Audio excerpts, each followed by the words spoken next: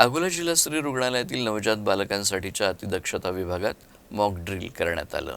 अकोल्याच्या जिल्हा स्त्री रुग्णालयातील नवजात बालकांसाठी अतिदक्षता विभागामध्ये दुपारच्या सुमारास दिल्लीतील घटनेच्या अनुषंगानं मॉक ड्रिल करण्यात आलं।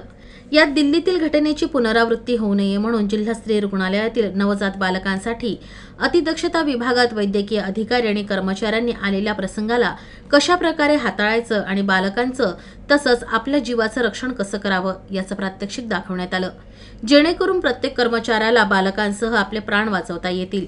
दरम्यान अग्निशमन विभागाचे मुख्य अधिकारी हारुण मनियार, जिल्हा स्त्री रुग्णालय अधीक्षक डॉक्टर जयंत पाटील तसंच आरोग्य विभागाचे सहाय्यक उपसंचालक आरती कुलवात यांनी प्रत्यक्ष उपस्थित राहून या मॉकड्रिलमध्ये सहभाग नोंदवला। प्रत्येक कर्मचारी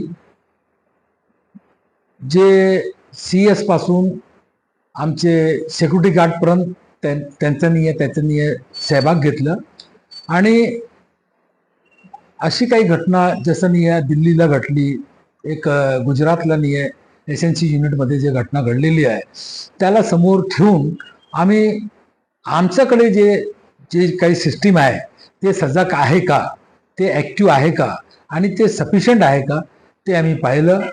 आणि जे एक्सपर्टाईज एजन्सीज आमचे फायरचे जॅनडेक आणि बंदूकवाला बाकीचे जे आमचे गॅस सिलेंडर सप्लायर आहे त्यांना पण आम्ही बोलवलं आणि त्यांनी पण आपलं जे त्याच्या बाबतीत माहिती आम्हाला चांगलीपैकी दिली आणि मला विश्वास आहे की अशी काही हे हॉस्पिटलमध्ये घटना घडणार नाही।